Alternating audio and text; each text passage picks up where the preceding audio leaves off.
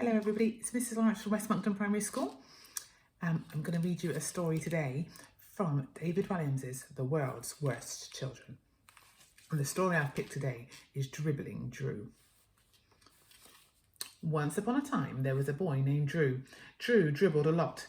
This wasn't just normal everyday dribbling, the odd globule of gob gloop running down your chin. Oh no, this was dribbling on an industrial scale.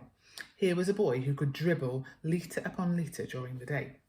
Now you may wonder why Dribbling Drew dribbled so much. Well, it was because he was an incredibly lazy individual. If he could, he would sleep 24 hours a day, 7 days a week, 365 days a year. And as Drew snoozed, he drawled. Plop, plop, went the drawl as it landed on the floor.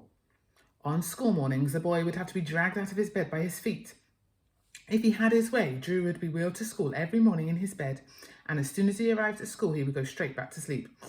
Plop, plop. Drew liked nothing more than having a nice long snooze during lessons. He even had been known to take a sleeping bag into school. That way he could doze through every single subject. PE was a hard one to sleep through, but Drew found a way.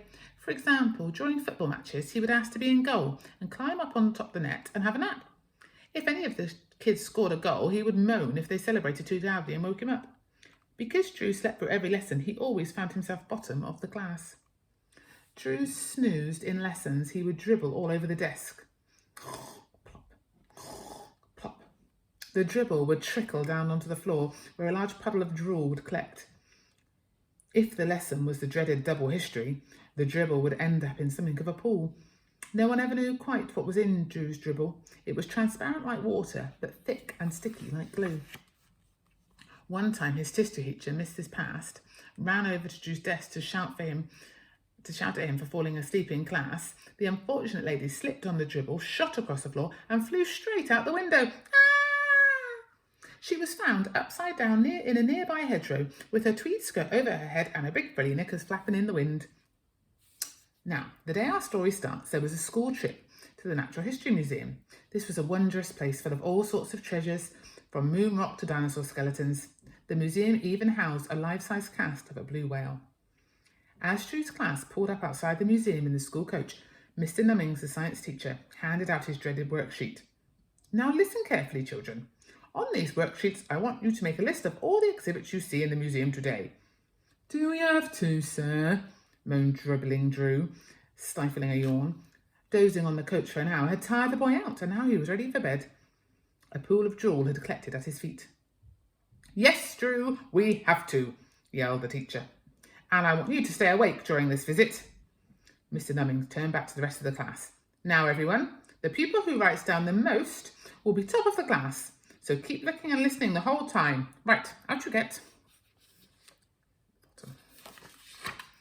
As they walked in through the museum, all the children marvelled at the huge skeleton of the Diplodocus, which took pride of place in the great hall. But Drew simply yawned. Then he broke away from his teacher and classmates and found a nice quiet place to nap. It was on the top of a glass case housing a stuffed dodo, a bird that had been extinct for centuries. No one would disturb him up there. Drew climbed up using a stuffed giraffe as a ladder. He lay down, closed his eyes, and he slept and slept and slept. And dribbled and dribbled and dribbled. The boy could sleep absolutely anywhere, standing upside down in a rock concert, hanging upside down from a tree, even on a roller coaster, as everyone around him screamed. This particular day, Drew slept for so long that he was still asleep when the Natural History Museum was locked up for the night, without anyone realising he was still there when the lights were turned off. All night, Drew slept and he slept, he dribbled.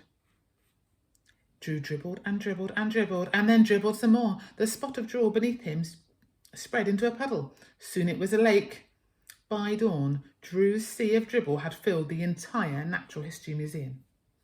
In the morning, Winston, the burly security guard, arrived bright and early to unlock the doors and open the museum, as he did every day. However, this was no ordinary day. The first thing Winston noticed was transparent fluid oozing underneath the doors. That's very strange, he thought. Maybe one of the daft old professors has left a tap running. Next, the security guard dipped his toe into the liquid and realised it couldn't be water from a leaky pipe. This was thick and sticky. worried the museum might have been flooded. Winston flung open the giant wooden door as fast as he could. Nothing could have prepared him for what happened next. Whoosh!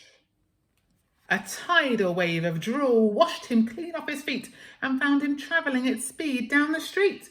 Wah! He screamed like a baby. Closely behind the security guard floated some of the biggest exhibits from the museum. A stuffed polar bear, the life-size cast of a blue whale, even the Diplodocus skeleton. They all bobbed along the streets of London, rushing river of dribble. Atop the glass case that housed the dodo was Drew. In all the commotion, he had finally woken up from his long sleep. As he floated down the road, the flood of his own spittle destroyed everything in its path. Cars, lorries, even buses were swept along the ground, and they began bobbing along the colossal ooze of drool. Drew leapt off the glass case and onto the roof of a nearby building. From a safe place, he watched more exhibits from the museum pass by. A giant bird's egg, a stuffed gorilla, a model of an elephant. The boy reached into his blazer pocket. He still had the worksheet his teacher, Mr. Nummings, had given him at the start of the school trip, and Drew made a note of everything he saw. Every single exhibit from the museum floated past. The Mars rock, a marble statue of Charles Darwin, a giant squid, a stuffed vulture, an earthquake machine, a model T-Rex. The list went on and on. A seahorse pickled in a jar, a model volcano, a fossil, a spacesuit, a stuffed giraffe, an old lady clinging on to her shopper. Oh, hang on, that's a real old lady. A model of a wooden mammoth. To his credit, Dribbling Drew spent hours listing everything he saw on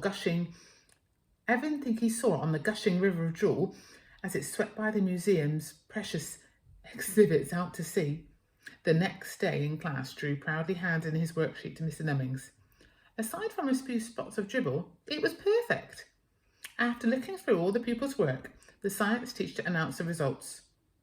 I can reveal that the winner, with 100%, is Drew, said Mr. Nummings. The boy was top of the class for the very first time in his life.